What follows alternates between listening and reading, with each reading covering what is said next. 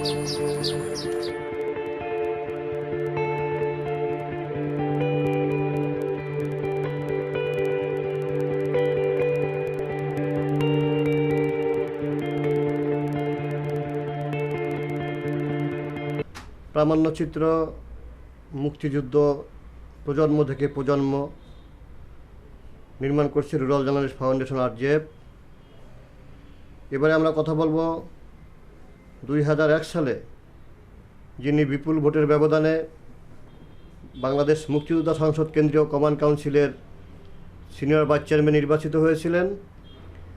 মুক্তিযোদ্ধাদের অধিকার আদায়ের ক্ষেত্রে যার রয়েছে আপসহীন নেতৃত্ব, মুক্তিযোদ্ধাদের কল্যাণে তিনি গঠন করেছেন ন্যাশনাল AFF ফাউন্ডেশন।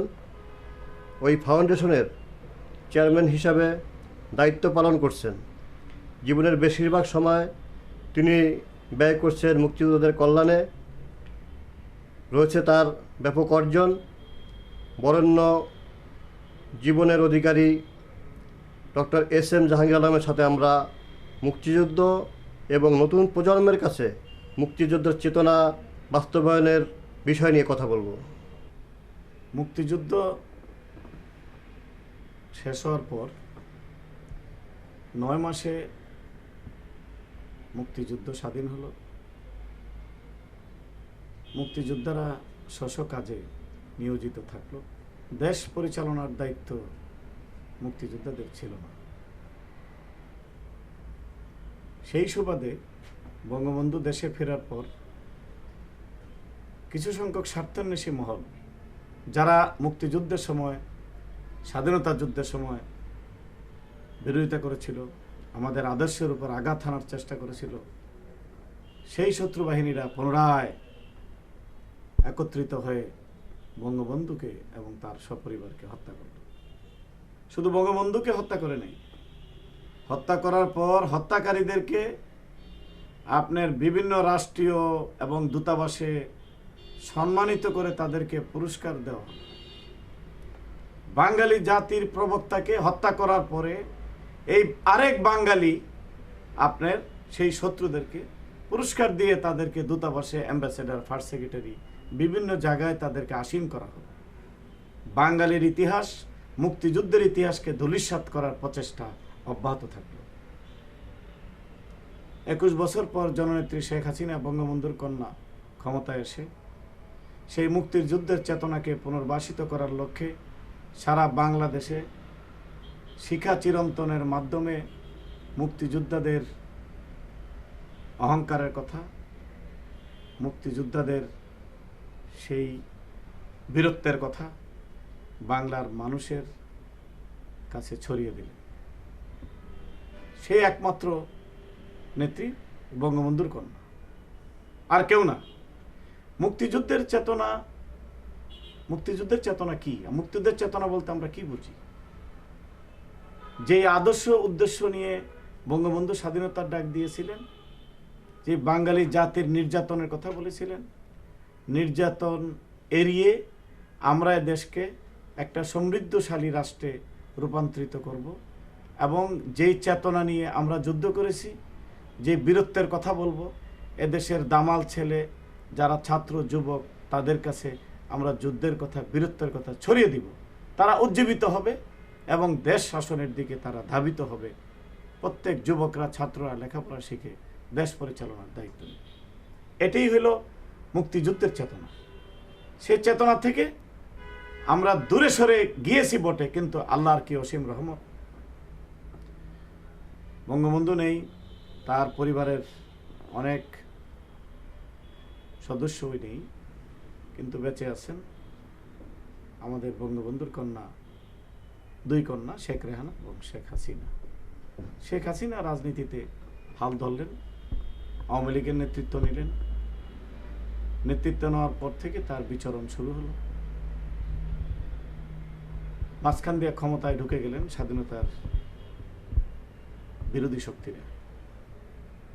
কিভাবে ঢুকলেন সেটা তো আমাদের জানার বিষয় না, বাট ঢুকেছেন।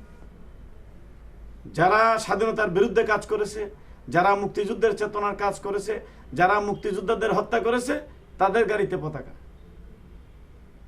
আমি মনে করি বাঙালি এবং মুক্তিযোদ্ধাদের অনেক ধৈর্য, যে তেমন কোনো অঘটন ঘটেনি। কারণ মুক্তিযোদ্ধারা দেশকে ভালোবেসে যুদ্ধ করেছে।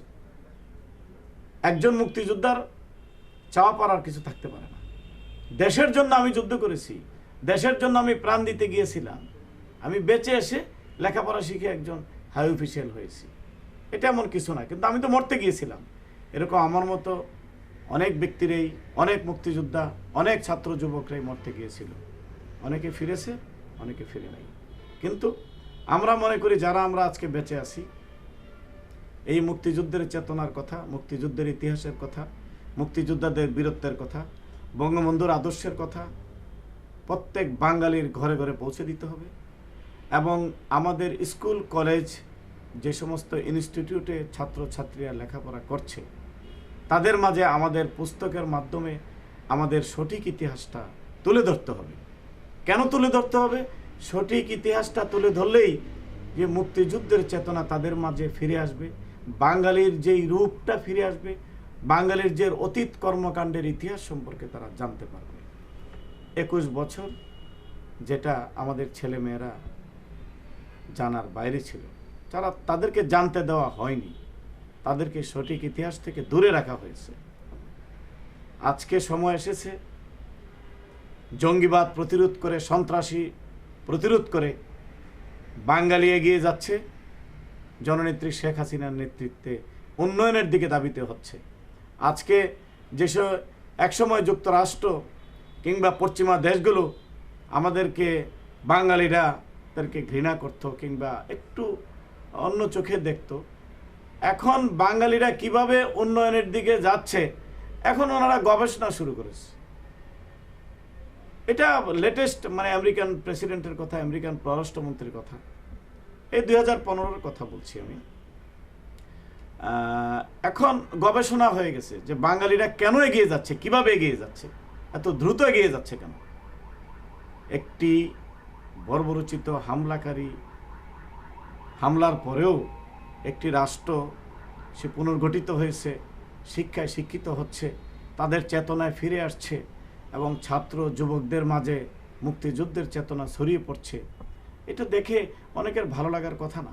কাদের ভালো লাগার কথা না? যারা স্বাধীনতার শত্রু, যারা মুক্তিযুদ্ধের বিরোধিতা করেছে, যারা আমাদের বুদ্ধিজীবীদের হত্যা করেছে, যারা আমাদের মা বোনদের ইজ্জত কেড়ে নিয়েছে, কিন্তু তারাও কিন্তু শান্তিতে নেই। সাময়িক কালের জন্য শান্তি আসলেও এখন তাদের বিচার হচ্ছে। আল্লাহর রহমতে প্রত্যেক যুদ্ধাপরাধীদের বিচার হবে, বিচার হচ্ছে। সেটা বঙ্গবন্ধুর কন্যা জননেত্রী শেখ হাসিনার আমলেই হবে। শেখ হাসিনা সেই সুবর্ণ জয়ন্তী পালন করবে। সেই বাঙালিরা অধীর আগ্রহে সেই দিনটি অপেক্ষা করছে।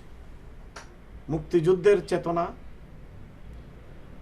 বাঙালি জাতির ঐতিহ্যকে ধরে রাখার চেতনা, মুক্তিযুদ্ধের চেতনা এদেশের আদর্শ কাঁধে নিয়ে যারা দেশকে ভালোবাসে, সেটাই হলো চেতনা। আমাদের সঠিক ইতিহাস এদেশের মানুষের কাছে ছড়িয়ে দেওয়া, এদেশের ছাত্র যুবক কৃষকদের মাঝে ছড়িয়ে দেওয়া, সেটাই মুক্তিযুদ্ধের চেতনা। বাঙালিরা তাদের অতীত ঐতিহ্যে ফিরে যাবে। তাদের অধীর যেই স্বপ্ন, লালিত স্বপ্ন বঙ্গবন্ধু ধারণ করেছিলেন, সেই স্বপ্ন ধারণ করে যিনি বছরের পর বছর কারাগারে ছিলেন, কারাগারে থেকেও ক্ষান্ত হননি, যিনি বাঙালিদেরকে মাথা উঁচু করে দাঁড়ানোটা শিখিয়ে দিয়েছিলেন। আজকে আমাদের এখানে মনে করেন যে বাংলাদেশের ক্রিকেট দলে আপনারা চিন্তা করেন যে আমাদের যে সমস্ত তরুণ খেলোয়াড়রা তৈরি হচ্ছে, তাদেরকে আজকে বিশ্বের বিভিন্ন জায়গা থেকে টেলিফোন করতেছে। সেটা কিভাবে তৈরি হয়েছে? এটা বাঙালিদের অতীত ঐতিহ্যকে ধারণ করে তারা বড় হয়েছে। এটাই মুক্তিযুদ্ধের ফসল। আজকে সাকিব আল হাসান তৈরি হয়েছে, আজকে সাতক্ষীরার কি বলে কি নতুন একটা বলার ছিল, মুস্তাফিজুর রহমান আজকে বাঙালিদের পতাকা উড়াচ্ছে। তো এটাই হলো মুক্তিযুদ্ধের চেতনার ফসল। এই মুস্তাফিজকে আজকে ইন্ডিয়ার থেকে টেলিফোন করছে, ভারত থেকে টেলিফোন করছে, অস্ট্রেলিয়া থেকে টেলিফোন করছে, ইংল্যান্ড থেকে টেলিফোন করছে। তার মানে এটা বাঙালি জাতির কিন্তু এটা দিক নির্দেশনা, এটা কিন্তু বাঙালি জাতির এটা লালিত স্বপ্ন তৈরি হয়েছে। এই যে মেধা তৈরি হয়েছে, এই মেধার সম্পূর্ণ ভাগিদার হলেন আমাদের বঙ্গবন্ধু শেখ মুজিবুর রহমান। বাঙালি জাতিকে কোথায় নিয়ে আসছেন? আজকে বাঙালি জাতিকে সাকিব আল হাসানের কারণে ওয়ার্ল্ডের সব মানুষ আমাদেরকে বাঙালি জাতিকে চেনে। বাঙালি জাতিকে চিনতে হলে আপনি বঙ্গবন্ধুকে আনতে হবে। বঙ্গবন্ধু ছাড়া এদেশের মুক্তিযুদ্ধ, বাংলাদেশ এগুলি আজকে মানচিত্র পতাকা কিছুই না, কিছুই না। যারা এই আদর্শের বাইরে আছে তারা ঘুমের ঘরে বসবাস করছে। প্রশাসনিকভাবে, রাজনৈতিকভাবে কে কি করলো সেটা বড় কথা না, কিন্তু বঙ্গবন্ধুকে আমাদেরকে জাতির স্বপ্ন দ্রষ্টা ছিলেন, এটা তো ভুলার কথা না। এটা সঠিক ইতিহাস। এটা আমাদের প্রত্যেক ঘরে ঘরে, আমাদের স্কুল, কলেজে, প্রতিষ্ঠানে এগুলো ছড়িয়ে দিতে হবে। আসুন এই মুক্তিযুদ্ধের স্বপ্নদ্রষ্টার কথা বলি, মুক্তিযুদ্ধের চেতনার কথা বলি, কিংবা বাঙালি জাতির বীরত্বের কথা বলি। ঘুরে ঘুরে একটাই স্বপ্ন, বঙ্গবন্ধু ছাড়া আমাদের কোনো গতি নেই। আজকে বঙ্গবন্ধু নেই, আজকে বাংলার মানুষ 16 কোটি 17 কোটি মানুষ আজকে জীবিত আছেন। আপনাদের কাছে শুধু একটাই অনুরোধ যে আসুন আমরা সঠিক ইতিহাস জানি, সঠিক ইতিহাসটি আমাদের ছাত্র, যুবক, কৃষক, শ্রমিকদের মাঝে ছড়িয়ে দেই, এবং যেই সঠিক ইতিহাসটি কাঁধে নিয়ে আমরা আস্তে আস্তে বড় হব, সেই বড়র দিকে আমরা ধাবিত হই, আমরা উন্নয়নের দিকে যাই, এবং রাষ্ট্রের, বিশ্বের অন্যান্য রাষ্ট্রের পাশে কাঁধে কাঁধ মিলিয়ে আমরা বাঙালি জাতিকে তুলে ধরি। প্রজন্ম থেকে প্রজন্ম সঠিক ইতিহাসটি আমরা তুলে ধরি, তাহলেই আমাদের চেতনা, আমাদের বাঙালিদের ঐতিহ্য সব কিছু ফিরে আসবে। কাজেই দেশকে ভালোবাসেন, দেশের ঐতিহ্যকে ভালোবাসেন, দেশের সংস্কৃতিকে ভালোবাসেন, বাঙালি মাথা উঁচু করে দাঁড়াবে। যেই মুক্তিযুদ্ধ চেতনা নিয়ে বড় হয়েছি, সেই মুক্তিযুদ্ধের চেতনাকে ধারণ করার জন্যে সরকারি কর্মের পাশাপাশি আমার সুযোগ হয়েছিল অসহায় মুক্তিযোদ্ধাদের সেবা করার জন্য। সেই কারণে আমি 2001 সালে বাংলাদেশ মুক্তিযোদ্ধা সংসদ কেন্দ্রীয় কমান্ড কাউন্সিলের একজন অন্যতম নির্বাচিত ভাইস চেয়ারম্যান হিসাবে অধিষ্ঠিত ছিলাম। পাশাপাশি আজকের মুক্তিযোদ্ধা সংসদ ক্রীড়াচক্রের সাধারণ সম্পাদক ছিলাম 10 বছর। যেই মুক্তিযোদ্ধা সংসদ ক্রীড়াচক্রের পতাকা, বাংলাদেশের পতাকা নিয়ে আমি এশিয়ার বহু দেশে ঘুরে বেরিয়েছি।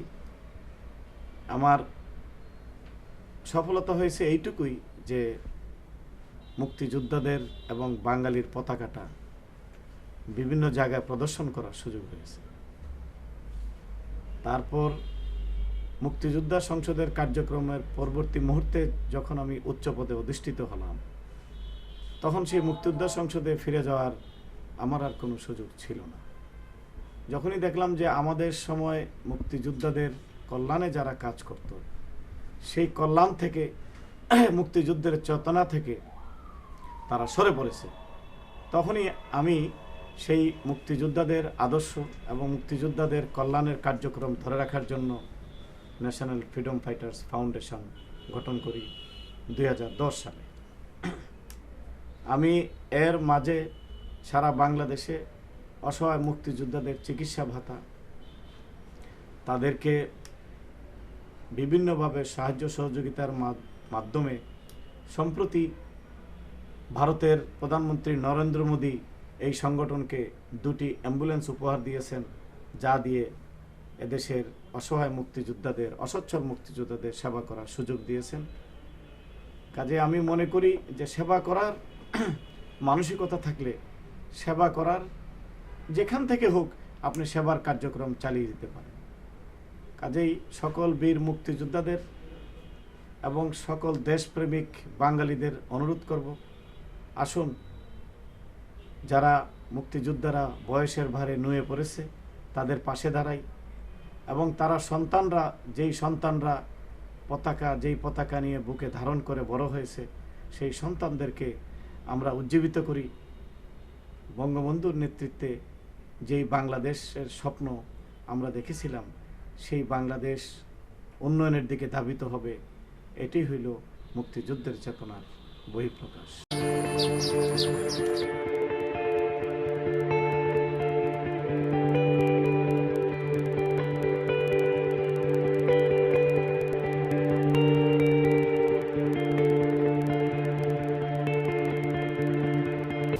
আমি doctor S M Jahangir Alam. আমার পিতা অবসরপ্রাপ্ত একজন পুলিশ কর্মকর্তা এস এম শাহজাহান। কুমিল্লা জেলার ব্রাহ্মণপাড়া উপজেলাধীন শশীদল গ্রামে আমার জন্মস্থান। আমার শিশু কিশোর কাটে ওই জীবনটা অতিবাহিত হয়। আমার বাবা যখন পুলিশ কর্মকর্তা ছিলেন 1963, 64, 65, 66, 67 এবং 68 পর্যন্ত আমি চিটাগং পুলিশ ইনস্টিটিউটের ছাত্র ছিলাম। পরবর্তীতে কুমিল্লার জেলার শশীদল উচ্চ বিদ্যালয়ের ছাত্র এবং কুমিল্লা ভিক্টোরিয়া কলেজের ছাত্র। চট্টগ্রাম বিশ্ববিদ্যালয় থেকে অনার্স এবং এমএ ডিগ্রি লাভ করি। একই বিশ্ববিদ্যালয়ের অধীন এলএলবি ডিগ্রি লাভ করি। যুদ্ধের পরবর্তী সময়ে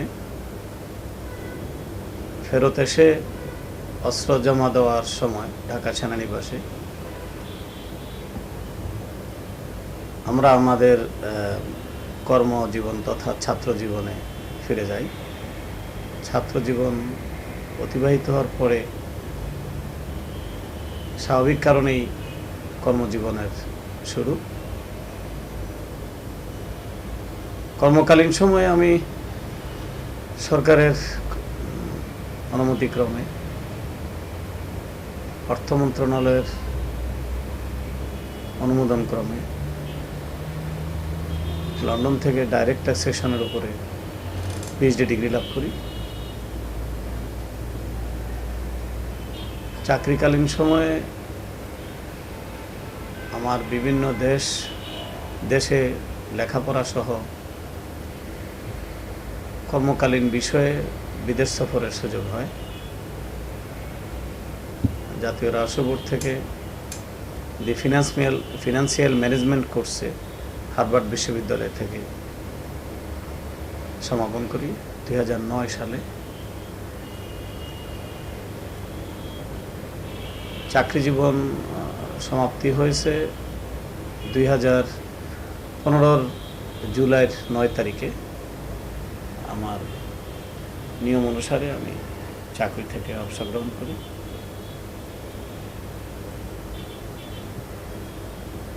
চাকরির পাশাপাশি আমি মুক্তিযুদ্ধের চেতনা ও গবেষণার বস্তু হিসাবে বঙ্গবন্ধুর আইডিওলজির উপরে গবেষণা করে থাকি এবং দৈনিক সংবাদের আমি নিয়মিত একজন কলামিস্ট। মুক্তিযুদ্ধের চেতনা, চলমান অর্থনীতি এ বিষয়ের উপরে আমি গবেষণা করে দীর্ঘ প্রায় 10 বছর যাবৎ আমি বিভিন্ন পত্রপত্রিকায় লেখালেখি করি। তার পাশাপাশি আমার প্রায় 11টি পুস্তক বাজারে আছে। আমার প্রকাশক মুক্তধারা। একজন মানুষ হিসাবে গণমানুষের পাশে থাকার জন্যে আমি আমার মায়ের নামে একটি উচ্চ বিদ্যালয়, যেটি আমার এলাকায় প্রতিষ্ঠিত হয়েছে, জাহানারা চব্বাস উচ্চ বিদ্যালয়, 1994 সালে। 2011 সালে আমার গ্রামে নারী শিক্ষা এবং নারী ক্ষমতায়নের জন্য শেখ হাসিনার ডাকে আমি একটু গার্লস স্কুল প্রতিষ্ঠা করি, যা সরকারের অনুমতি নিয়ে শিক্ষা বিস্তারে এগিয়ে চলছে। এছাড়া আগামী প্রজন্মের লেখাপড়ার জন্য তাদেরকে বিদ্যা অর্জনের সহযোগিতা দেওয়ার জন্য আমি গ্রামে একটি লাইব্রেরি স্থাপন করি। পাশাপাশি আমার এলাকায় একটি মাদ্রাসার কাজ আমি সমাপন করেছি।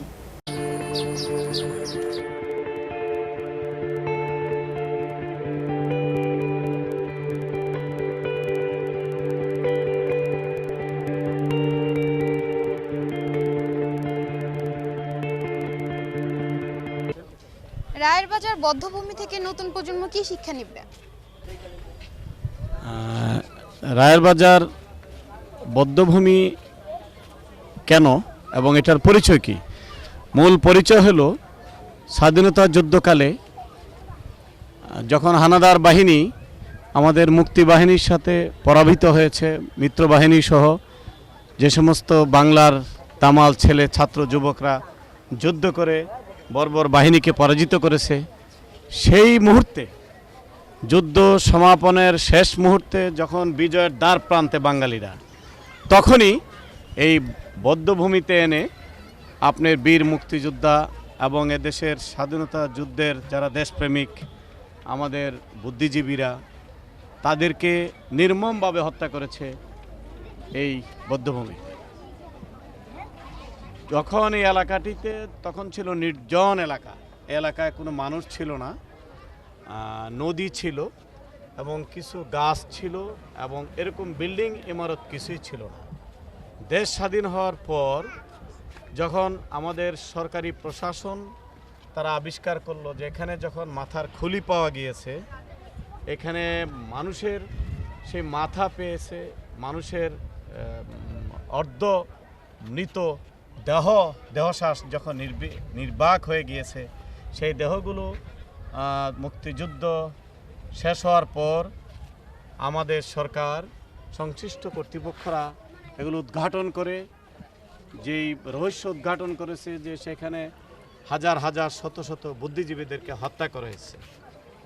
এদেশের রাজাকার আলবদর বাহিনীরা এবং পাক সেনারা তারা যখন বুঝতে পেরেছে যে আমাদের দেশ স্বাধীন হচ্ছে এবং আমাদের বাঙালিরা জেগেছে, তখন তারা শেষ মুহূর্তে আঘাত হেনে তখন তারা সেই কাজটি করেছে এবং আমাদের বুদ্ধিজীবীদের, আমাদের মুক্তিযোদ্ধাদের, আমার দেশপ্রেমিক ভাইদের এখানে নির্মমভাবে হত্যা করেছে। সেটাই হইল আমাদের এখন স্মৃতি এবং এদেশের প্রজন্মের শিক্ষার জিনিস। সেটা হলো যে এই তাদের রক্তের বিনিময়ে আমরা স্বাধীনতা পেয়েছি, বাঙালি জাতি একটি মাতৃভূমি পেয়েছে, আমরা সেই বঙ্গবন্ধুর সোনার বাংলা পেয়েছি শুধু তাদের আত্মত্যাগের কারণে।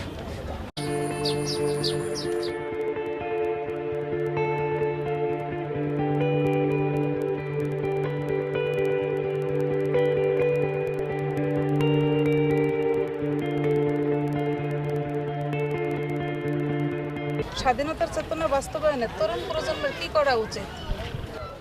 স্বাধীনতার চেতনা তথা মুক্তিযুদ্ধের চেতনা বাস্তবায়নে এদেশের ছাত্র, আগামী প্রজন্ম এবং তরুণ প্রজন্মের যেটা করা উচিত, যে আমাদের বাঙালি কী জন্য জেগেছে, এদেশের মাতৃভূমি রক্ষার জন্য, যুদ্ধের জন্য কে ডাক দিয়েছেন, বিশেষ করে আমাদের জাতির জনক বঙ্গবন্ধু শেখ মুজিবুর রহমান স্বাধীনতার ডাক দিয়েছেন এবং আমাকে আগামী প্রজন্মদেরকে সেটাই শিখতে হবে।